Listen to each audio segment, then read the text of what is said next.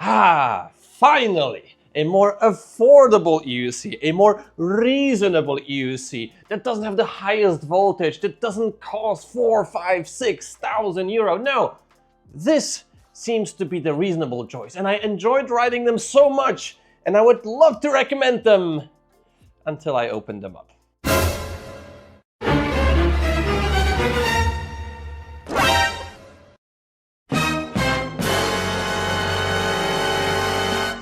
So, let me tell you more about it. Hi, and welcome to Wrongway.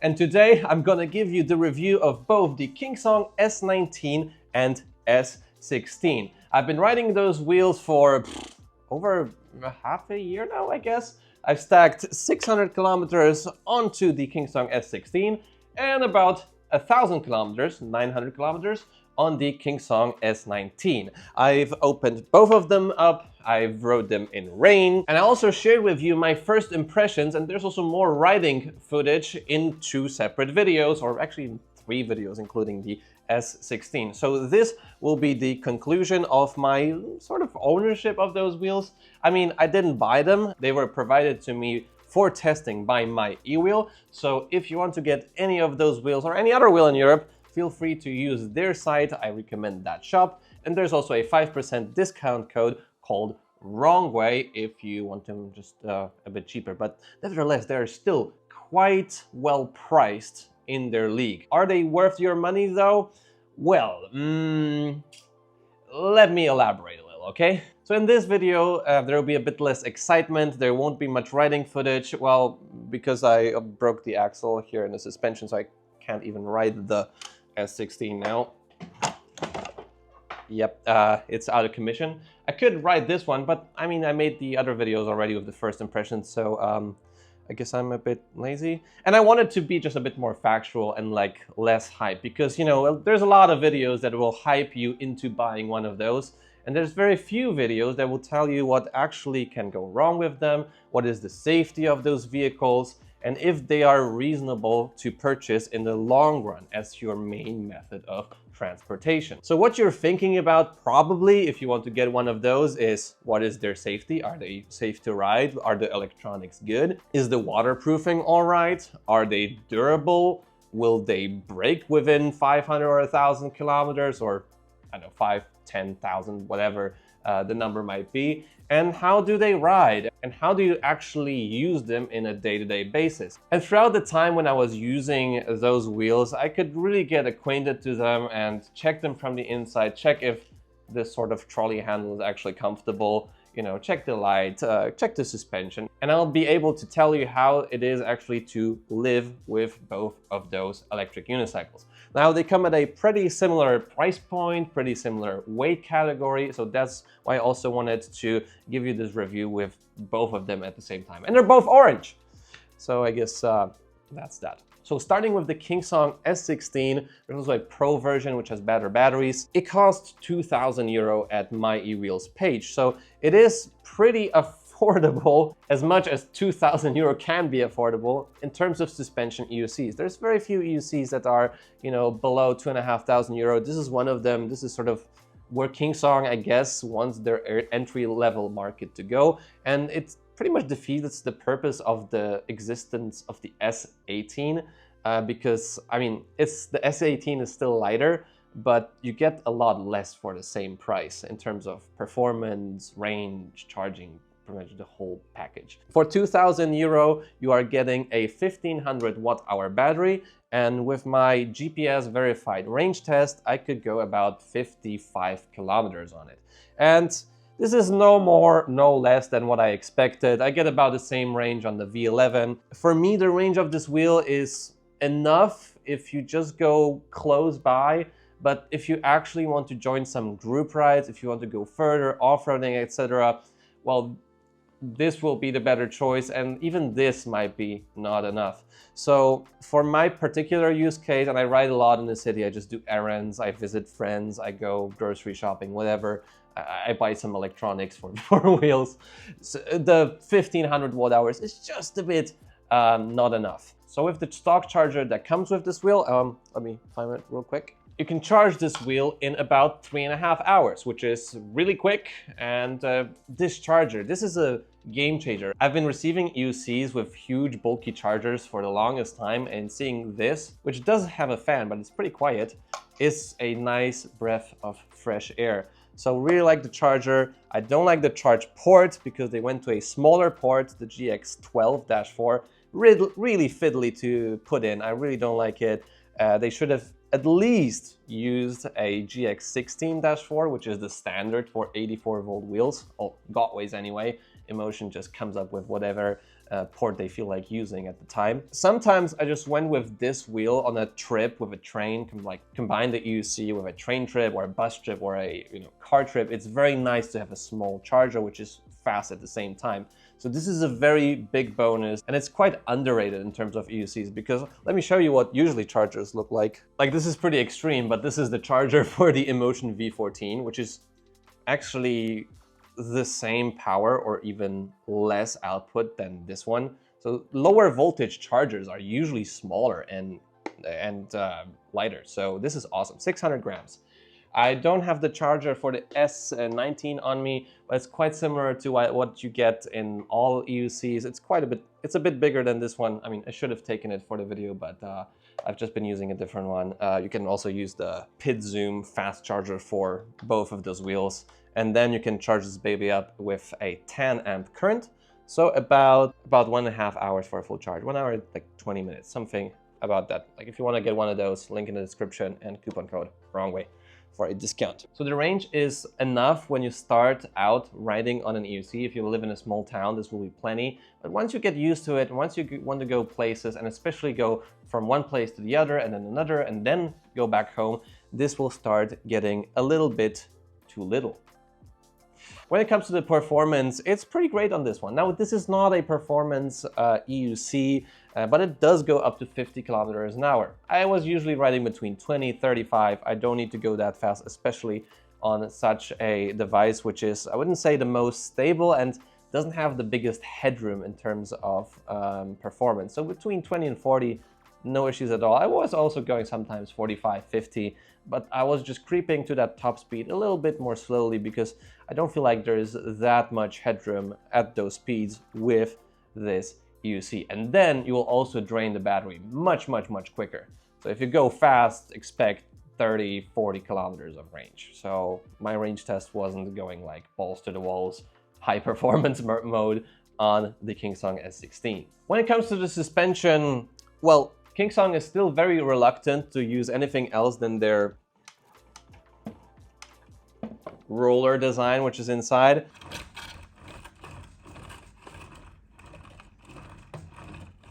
i.e. not smooth at all. I guess you can hear it by the sound.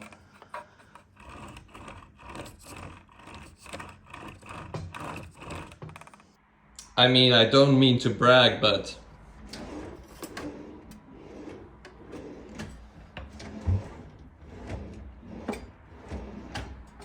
here you can see lots of use. So you have a bunch of rollers, both this way sort of spinning and then the other way spinning as well. But even though it's not that difficult to clean them, I still don't think that's the best solution for EUCs in general. It's not as smooth as it could be. As, for example, my Big Oat Extreme that I have for 2,000 kilometers already. The suspension still works great there, and there is no sand building up in the slider mechanism. And having those wheels, I mean, it just gets so filthy inside. I don't think it's the best solution for a slider mechanism on a electric unicycle. Now, none of them were broken, which is great, but if you just listen to how this thing goes up and down, there's a lot of friction. There's a lot of, I don't know, maybe the wheels just get worn out in a different pattern. And while the suspension still works and it eats up all of the bumps really well, especially with the air shock that I have, I don't trust it. I don't trust in its longevity. I don't trust in its like long-term usability. So that is a big con for me on both of those wheels. Now, with that said, when it comes to the geometry, it's less travel than on the S22. It's just, I guess, 85 millimeters of travel, or 80. It's totally enough for the city, but it's not enough for jumps and off-roading. So this wheel primarily designed for the city, not for off-roading. And there's another thing about the geometry, which I'll talk about later, which is a huge con too, when it comes to the reliability of both of those wheels. In terms of comfort though, it's great. Now, if you are not sure between air shock and coil, the coil is just less maintenance, but I think it's a little bit less comfy and you can't adjust it so well to your weight. Now here you have, you know, between 100, 250, I guess even up to 300 PSI of pressure that you can adjust. It's lighter too, and it's a bit more responsive to those smaller bumps. So less maintenance, get the coil, and especially for winter time, it's better to have a coil suspension because there's no air leaking. But if you want to have the ultimate comfort or adjust the ride a bit better to your weight, then get the air shock. Now, when it comes to all of the features, let's go really quickly from bottom to top. I already did that before in my first impressions, but now I'll show you my experience after those 600 kilometers, and I'll also tell you what went wrong with this wheel. Starting with the tire is great. I love it. I think it should be a tire widely used, especially on city wheels. This has a great tread. It also works off-road kind of well. I mean, of course not on sand, but it is a great tire. I highly recommend it. And whatever like new sort of street-ish or like mild off-roading wheel should come out with this diameter, which is 16 inches or 17 inches outer diameter, 12-inch rim. Well, this tire is the way to go. Now, moving on to the pedals are tiny and nothing changed here from my initial impression. They are just too small. The pins do hold you kind of, but they're not the best to use in rain, but they're just too small. And the second issue is that I bent a pedal rod. So on the left pedal, or the right, I can't remember anymore, the rod was like this, and I could barely take out the pedal, and I wasn't even doing that much extreme stuff on it.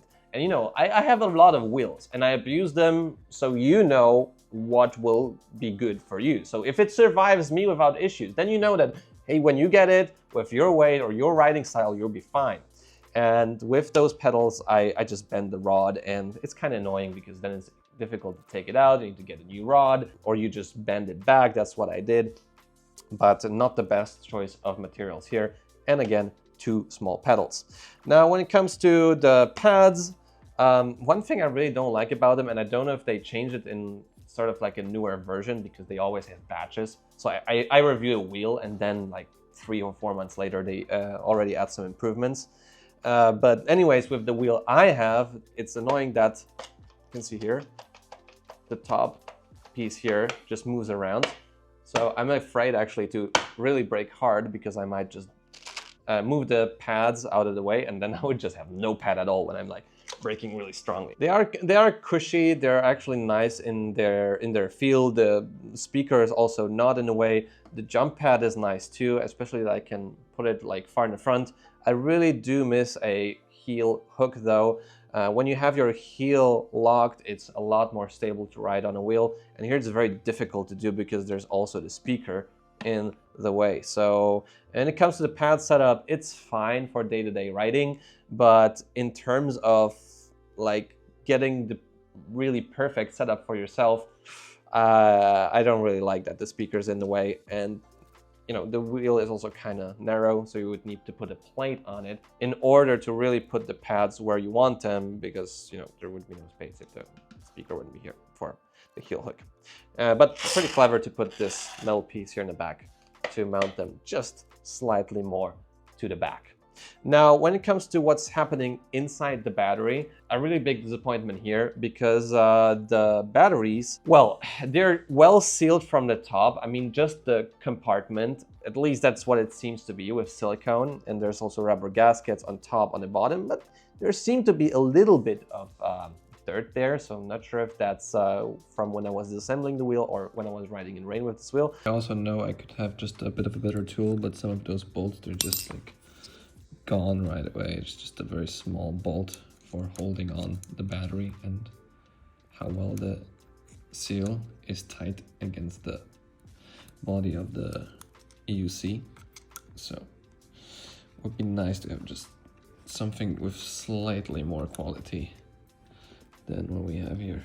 But the batteries aren't sealed whatsoever. So Emotion goes as far as giving the battery an IP rating. So, you know, the most sort of dangerous component of the EUC is safe. They give it a IP67 rating.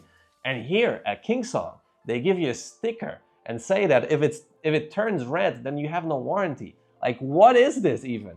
Like, if this thing were to have some sort of fault with the casing, or the seals would break, and then water gets into the battery, like the battery's toast. It's either gonna rust immediately, the BMS and all of the electronic components, or it could even lead to a fire of the battery, because water, batteries, a lot of batteries. This is not the way to go. And I've been urging Kingsong for so long, and it started with the S22 to shrink wrap their batteries, to properly water isolate their batteries, and it's still not the case.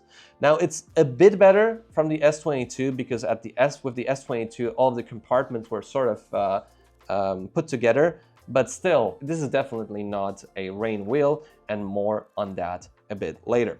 Now, when it comes to the lighting, the front lights are just 2 diodes per side. They are sort of scattered all over the place, but you can set up the brightness, so it's fine to ride this thing in the night, and it's not blinding so much. It has tons of RGB around the top cover, in the back, the button, around the front lights. It looks really cool, and it's a head turner in the night. And additionally, you're better visible too. So I think it's just a bonus in terms of lighting. And the brake lights are pretty well visible too. Now it's not the brightest taillight like the V14, but it still does the job well. When it comes to the speaker, it's of pretty good quality. Now, I know not every one of you wants to have a speaker in a wheel, but if you do, this one is good. I mean, it's, I would say, equivalent to a JBL Flip, whatever, 3-4 speaker. So actually not too bad. When it comes to the bumper, it holds up well, no issues there, but it's made of plastic. Probably on a bigger crash, it would break, but this is also the purpose of a bumper. You break the bumper, not the wheel. Now let's talk a bit about this geometry in the back, shall we? And this is, it's just such a big issue. Like we had the problems with the S22 where you were breaking all of the screws for the rear suspension assembly, and here it seems there is pretty much no difference at all, except for the screws which are like in the middle here. Apparently the rest is just as fragile as it was before on the S22. And the axle is bent as well. Very bent. So I managed to take it out finally. This is so bent. Like, come on. What kind of metal is that?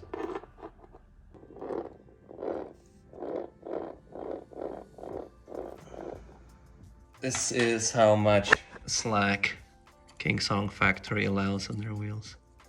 And this is by design. You can't tighten this anymore. So presumably the same thing is on the other side. Now I bent the axle which holds the suspension, the damper, to the top part of the geometry, and it renders the EUC unusable. Now, was I really pushing the S16 a lot during my testing period? Well, yes. I dropped some stairs, I did some pump track action, but it doesn't even come close to what I did to the Extreme. And after 2,000 kilometers on the Bigot Extreme, like all of the axles are fine. And I mean, all of them. They're great. They're straight. There's no issues at all. And here I broke the top one and the bottom one is bent as well. The rest seems to be fine, but 600 kilometers, just a couple rideouts on the pump track, stairs. Would it still work if I didn't do it?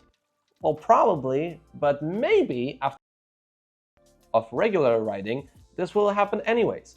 So definitely not a performance off-road wheel. Would it survive under normal riding circumstances? I don't know. Would you be willing to take the risk? Is it worth it? I don't know. I just feel like the screws they're using, the material is just terrible. Now there is screw sets by Honing Ning, which you can use to make sure that this doesn't happen. You know, it's a good set. People are very happy with this set of screws, but it should be out of the factory like this. Like, you give it EUC, and after 600 kilometers already the screws are broken. Like, what the hell? And talking about screws, I guess most of the screws are also not stainless, so they can rust. So if you do ride in the rain a lot, or especially in the winter where there's salty conditions on the road, those screws will rust, and you need to like exchange them, or they will get stuck. It's kind of annoying. And the material of those screws is also pretty soft, so you need to use really good tools and be really careful not to strip the bolts.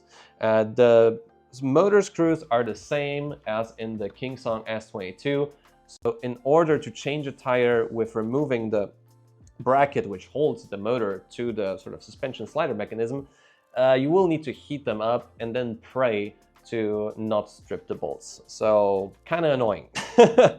So when it comes to the axis of everything here on this wheel, it's not too bad. So you can see here when I remove this piece, there is the wiring to the battery. Now I would like to have a bit more connectors here, for example, for a speaker, so it's not connected on the motherboard, but you could just disconnect it here. That's what Emotion does a lot on their wheels. Same with the front light. Phase wires are like tiny. And my biggest issue really with the S22 was the water resistance. Now, I was riding this thing in the rain and nothing did happen, but honestly, with the QC I had on this wheel, and I don't know how they do all of their newest wheels, this is just a big no-no. The issues I have is, number one, there's a huge hole which leads to the motherboard area, which has just one seal, and it's very easy to have it displaced, and it's very difficult to put it in place with all of the cables that you have there. So water can get in through here. I mean, it's on the bottom of the board, but you know, if you would fall, water drips in here and your motherboard could be toast. Or if it just falls, you know, into a puddle for a split second. Now I know that those wheels are not meant to be submergible, but there needs to be just at least the smallest, most basic attempt of making sure that this is not dangerous once you ride in the rain. Again, nothing happened to mine, but there's a huge hole here which leads to the motherboard area, and if the seal isn't tight, and probably it won't be tight, then water can get in through there. So if you already have an S16, silicone it up. All of the screws that hold this top cover to the metal sort of radiator housing of the motherboard go through the metal. So the screws actually do stick out on the bottom. Now there shouldn't be any issues with that, but on wheels that are just a bit more well designed, there is a the thread for the screw actually goes out of the metal, so you don't have the thread outside of the board. Now on the top there's some rubber pieces which make sure that the water doesn't drip in through here, which is nice. But the other issue, and I think that's the biggest issue I've encountered with this wheel, is that they forgot to put silicone into the motor wire that leads into the motherboard compartment. This is crazy. Like, I could consider this as an assassination attempt. I mean, for real. If you forget to put silicone for the motor wire that goes into the motherboard, like, you know, you just put the wheel on the kickstand, drip, drip, drip, water gets into the motherboard compartment. Like, they didn't forget it here, but they forgot it here. It's crazy. Like, are you expected to check every wheel that comes from Kingsong now to make sure that everything is sealed properly? But this is crazy. This is a huge oversight and big danger. So with that said, when it comes to the trolley handle, it got stuck for me initially when I got the wheel. I just lubed it up with some WD-40 and it worked well now. It should have a, you know, button to have it locked in place, but it's good enough. It's very easy to trolley this wheel around in stores. It has a nice center of gravity, so not any major issues there. There's also a very nifty lift sensor here in the back, which is touch activated. Once you get used to it, it's great. To go into public transport, lift up the wheel, yeah, no problems at all. When it comes to the top cover, there is the screen here, and finally you can see both the battery and the speed when you're going on this wheel is very well readable in broad daylight. I have pretty much no complaints to the screen, apart from it being a bit too centered. So you need to really look down and behind sort of when you're riding. So yeah, a lot of issues with this wheel. Two bent geometry suspension pieces, bent pedal rod, no silicone in the motor wire getting into the motherboard compartment, questionable gaskets here for the wiring getting into the motherboard. There is a small seal around this whole cover, but I wouldn't also call it the sort of safest solution. The sliders do a lot of noise, as I've shown you before. So while this wheel is pretty cheap and it's hitting a niche that I would love to have filled, will it be actually reliable in the long run? I mean, we will find out with the people who bought this wheel. But for me, I mean, I really liked it when I didn't look into it. But once I looked into it, I'm like, oh, I'm not sure about that.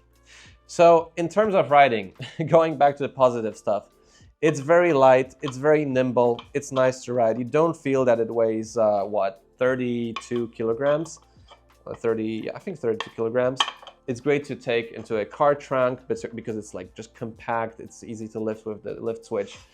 It's nice to ride. It's very comfortable with the suspension, and the weight distribution is great too. The software is great. There's a lot of functions in the app too. There's a smart BMS, which makes sure that the batteries are in good condition.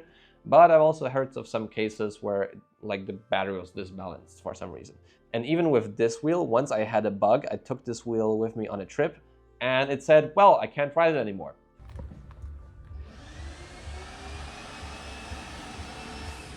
No chargy, chargy, and then no chargy. Sad times. And I couldn't ride it for 3 days. There was no update for it. Once I've updated it, all of the problems were gone. But this was also another huge headache I had with this wheel. So while it is comfortable, it is a nice niche. It's not as expensive. Is it something I can actually recommend? Nah. All right, so with that said, let's get into the S19. So when it comes to the S19, I had slightly less issues with it. Probably because I exchanged the pedals to NyloNove pedals, which are my favorite. Highly recommend getting those for any wheel. The affiliate links are available on my website, wrongway.info. And there's also coupon codes, wrongway, as usual. So I used the stock pedals for a while, and they were better in terms of their size compared to the S16. However, still a bit slippery when wet. So if you want to get the best riding experience, get the NyloNove ones.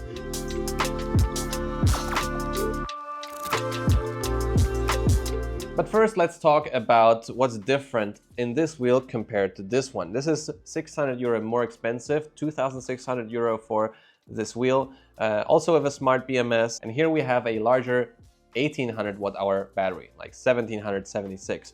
And you would think that it's a small difference, but it's actually very substantial. So with this wheel, I would say it's already enough to go anywhere in the city. Maybe not on group rides, because usually you need like at least 2,200, 2,400 watt-hour for group rides. But for anything in the city, this is pretty much enough. Like you will have a lot less range anxiety with this one.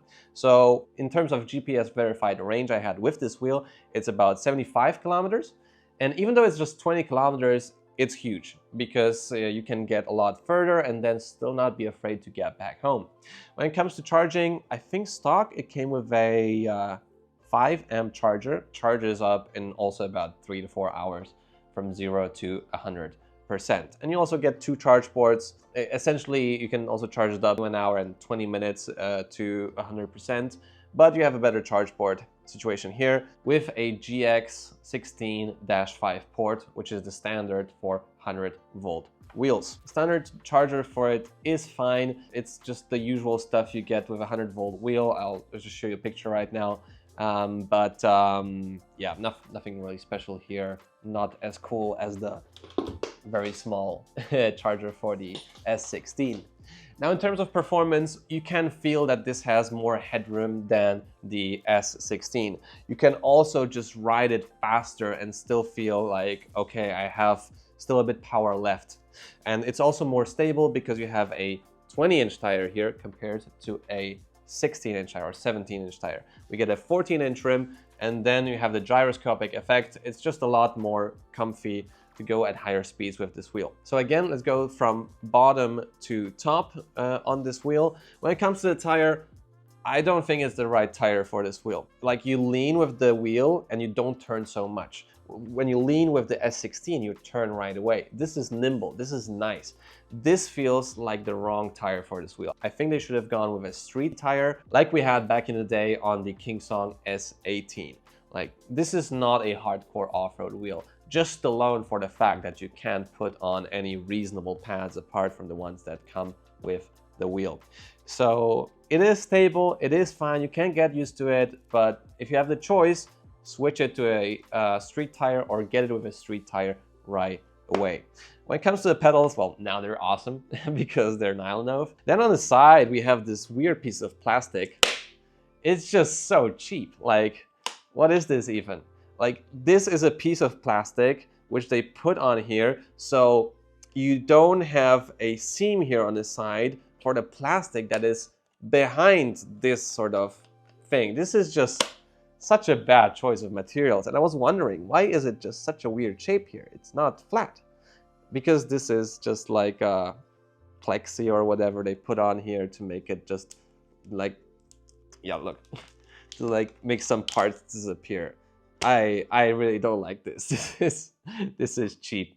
So then when it comes to the pads, initially I thought I could use them and they would be fine, and they are fine. They're very comfy, and for basic riding they will be okay, but I just find myself leaning myself against those pads with my shins too much than what I would like to do, and I can't do anything about it. I can't change the height of the toe pad, I can't change the angle of the shin pad, I can remove those pads, and there, another weird thing.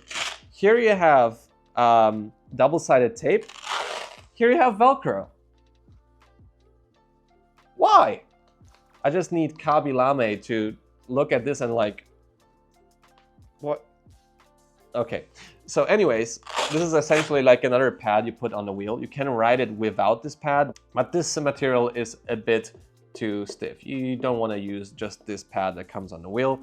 You could also use like a smaller back pad that comes with it, but I don't recommend it. And then also this surface is a bit less comfortable. But when it comes to the pads, no, it's a pass for me. Like, I can use them if I just go very, chill and I don't want to do anything special on the wheel, but it's not the level of comfort and versatility that I expect from a wheel. And if you wonder if you can just remove this piece and put like any other pad in there, well, no.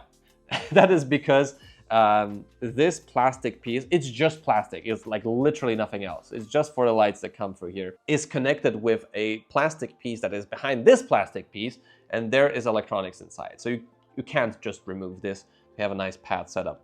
The brake pad is just a bit too flimsy for me, but actually kind of similar to this one. But this is just a bit smaller actually. I feel like companies, EOC companies, should focus more on the brake pad than on the acceleration pad. Like, you can always accelerate slower, but sometimes you can't allow yourself to brake slower. Brake faster? You have to brake faster, right? This pad should be for me like the other way around. Like, this needs to be the brake pad, and the acceleration pad is like whatever.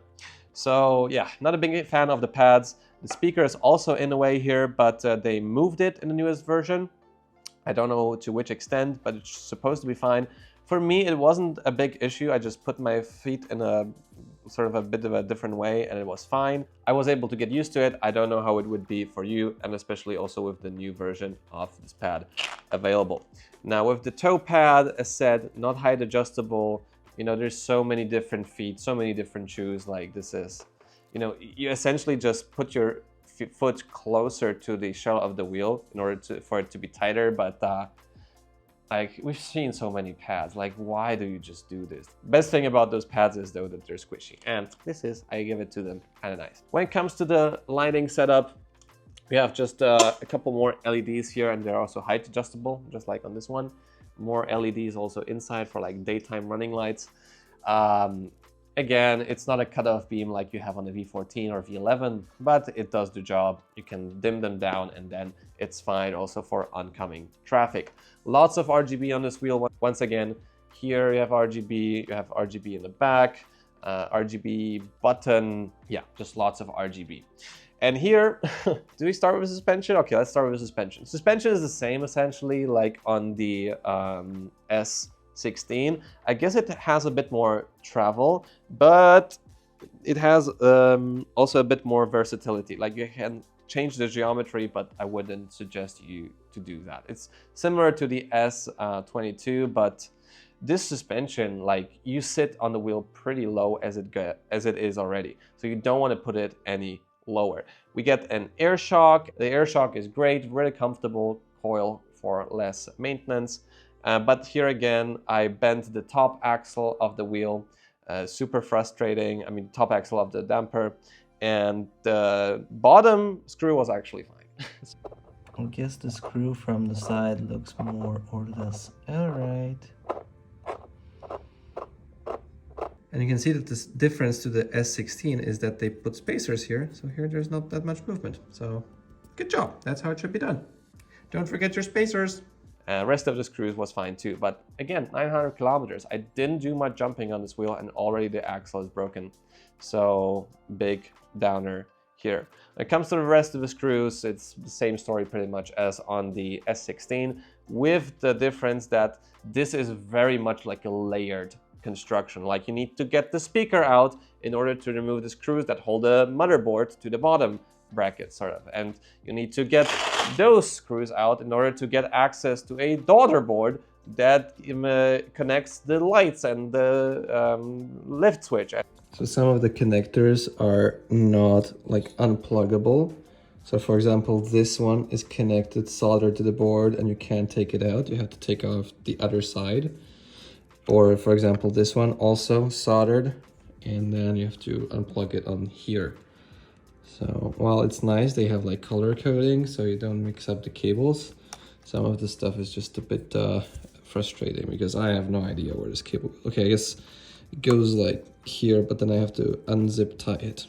For example, this hole for wires, wasn't insulated at all.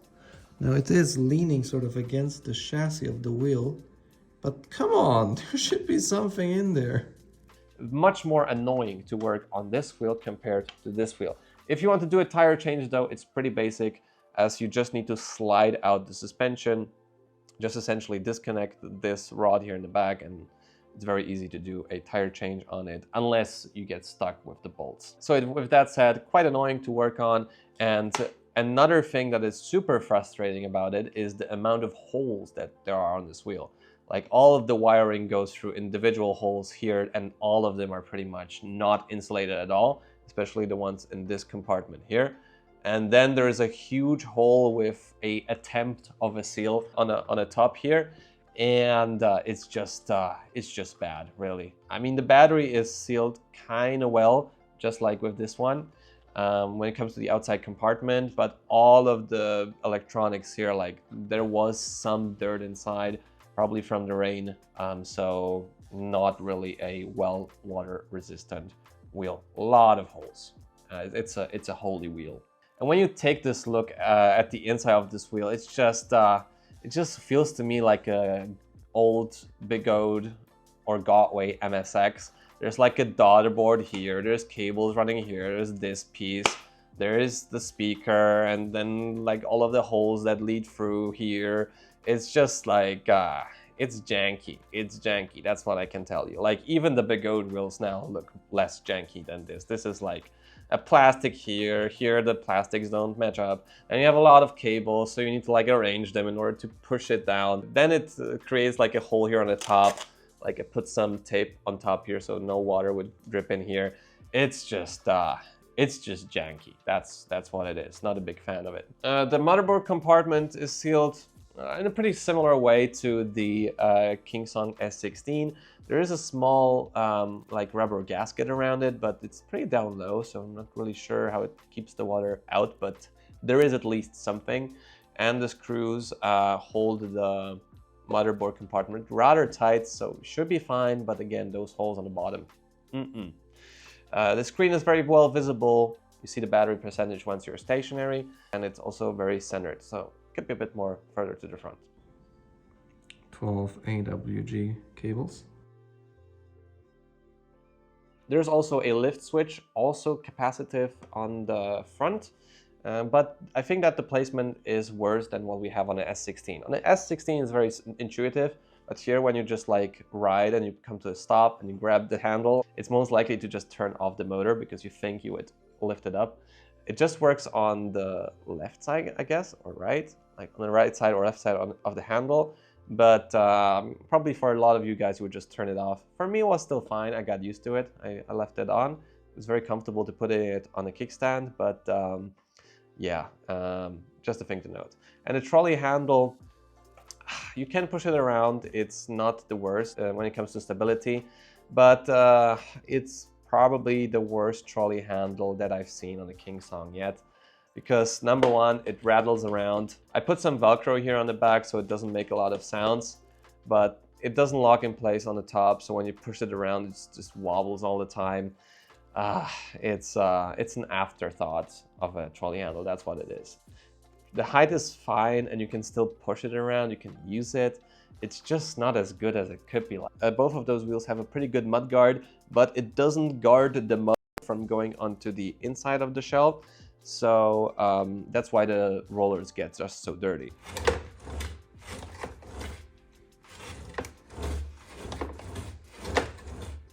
I mean, if they made the mud guard longer and onto the size of the wheel, then there wouldn't be so much mud getting into, but then they would also need to make the wheel wider.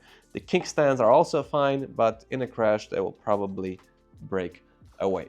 Now, with the Kingsong S19, this was sort of my chill wheel. If I was like, I had some sort of injury, I would just use this wheel because it's just so chill, it's very comfy, and same speeds as this one, just I feel like more headroom. So I could go easily 40-50 kilometers an hour without any issues whatsoever. And I don't feel like the need for more speed on this wheel. And in the city, you just go 30 anyways, because, you know, there's just too much stuff happening, or 20. So the issue I've run into with this particular wheel is that it's just huge. It's very wide, it's very big, it's bulky for what it is. But when riding it, it feels very light. It feels very actually comfy to ride with the low center of gravity, with a very nice software and a very responsive feel. Like this will be still more responsive and more nimble, but this is still great. But then to sum it up, once again, one bent axle here on the top, very questionable waterproofing. Same story with the batteries, they're not sealed. And I also have LGM50 LTs here. Like, I don't know what they advertise with the regular S19. Here there's the Samsung 50GB.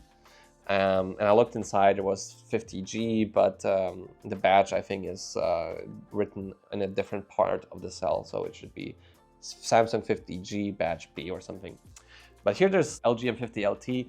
Not the biggest fan of those batteries. I prefer Samsung's. I don't know what they currently use, but on my wheel I have the LG cells. Not a big fan of those cells.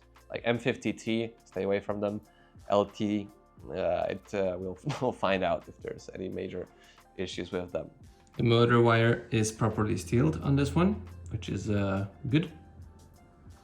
I wonder what that goo is. More goo! Oh, and also the bearings squeak in this one from time to time, but it also stops, so I don't know if it's a issue. Like, I didn't look into the motors of those wheels. I probably should have done that, but I didn't. So that's just one thing that is open. We don't know how the motors look from the inside. But the motor wire was sealed here on the top, which is the bare minimum. Thank you, Kingsong. So, all right, let's conclude it all.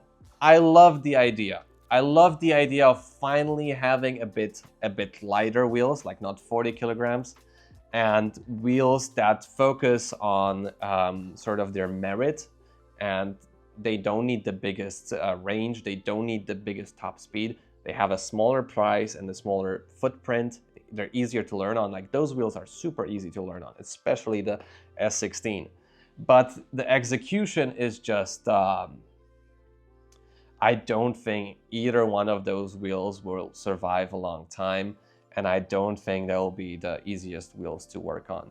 So while the idea and the thought and like the lighting and the ride is nice, and I really enjoyed riding on both of them, like some of the, you know, exploration was just so nice on the S16 because you don't think about it. It's just so light. You just go there, you go there, you don't think about anything. With the S19, like, so comfortable and also very, very manageable in terms of weight. Like, you can really be precise with both of those wheels. But in terms of rain use or all-weather use, I don't recommend either one of those, especially without taking a look into the wheel first, into the motor wire, checking the seals, isolating the seals. I would probably put silicone on there. And this is just very frustrating because we've been at this point, you know, a couple of years ago with the MSXs, with the Bigode MSPs, with the Bigode RSs. And now we have a throwback by Kingsong with a lot of big gaping holes that are not well protected from water, with a lot of separate daughter boards, a lot of parts and origami and questionable materials. Oh yeah, one screw here, for example, was stuck, and I broke my Allen key by trying to unscrew it. This just makes me kind of sad. The materials on the shock here need to be changed. Like, I wouldn't advise riding this wheel without changing those screws for honing ning screws. The rollers, what's their longevity? I don't know. Do you really want to like get back every month or two to check on the rollers, to clean them, to exchange them if they need to be exchanged? There's just a lot of work that needs to be done on those wheels, and still at that point, you're still not getting like a good all-around high quality product. Is it actually worth the headache? I don't know. I'll leave that up to you. But when it comes to me, I just can't find a good mid-range wheel right now. My requirements are not that high. I just want to have a smart BMS. I want to have a good all-around suspension that works and doesn't have rollers or breaking screws. And I want to have good water resistance and durability. And currently, between 2,000 and 3,000 euro new wheels, there's nothing that meets those criteria. There's the S16, which I talked about now, and it's, as I told you, there's the S19, there's the S18, but that has a small battery, and it also has the geometry from those wheels, so I wouldn't trust it all that much either, but it has better sliders. But yeah, just super small range, and there were cases of them catching on fire, especially M50T. Like, LG M50T is usually the biggest problem there. But the S18 also doesn't have a smart BMS. I wanted to put the Kingsong 16S into this comparison as well, but turns out it doesn't have a smart BMS. I was wrong in my last video. I connected to the wheel, it doesn't have one. There's the Emotion V11Y. It has a smart BMS, but the suspension there, I don't trust it at all. It's the same as on the V11 before, and the sliders, the air suspension that is like thick as a drumstick, and how difficult the V11 is to work on, can't recommend it. And then we have Bigode wheels, but Bigode wheels just don't have a smart BMS except for the Extreme. And there is no veteran wheel either at this price point. So it's just so frustrating to me that there is no good suspension, affordable or semi-affordable wheel that I can recommend to you guys now. So I'm waiting. UC manufacturers, give me something good.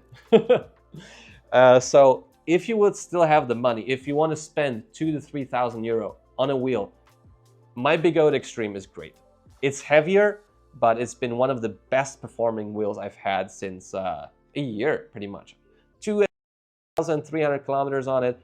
All of the axles are okay. The motor had rust inside, but they sent me a replacement unit without any issues. I believe it was already rusted from factory. But no water ingress, everything is well sealed. The Bigode Extreme, like, if you need to get a wheel of suspension, is good. V14 is more expensive. I take it out, the links as well. The patent doesn't have a smart BMS. Or possibly you can just get a earlier wheel. Oh no, then you have no smart BMS. So frustrating, frustrating. What can I tell you? I am out of options. The Begode Extreme at this price point between 2,000 and 3,000 euro. And other than that, it's pretty much nothing. In the more expensive league, you have the Lynx V14, ET Max possibly. I'm checking it right now, but what can I tell you? I have to be honest with you. So with that said, if you're still here, leave a like on the video, subscribe to see more content like this. I'll see you in the next video. See you soon.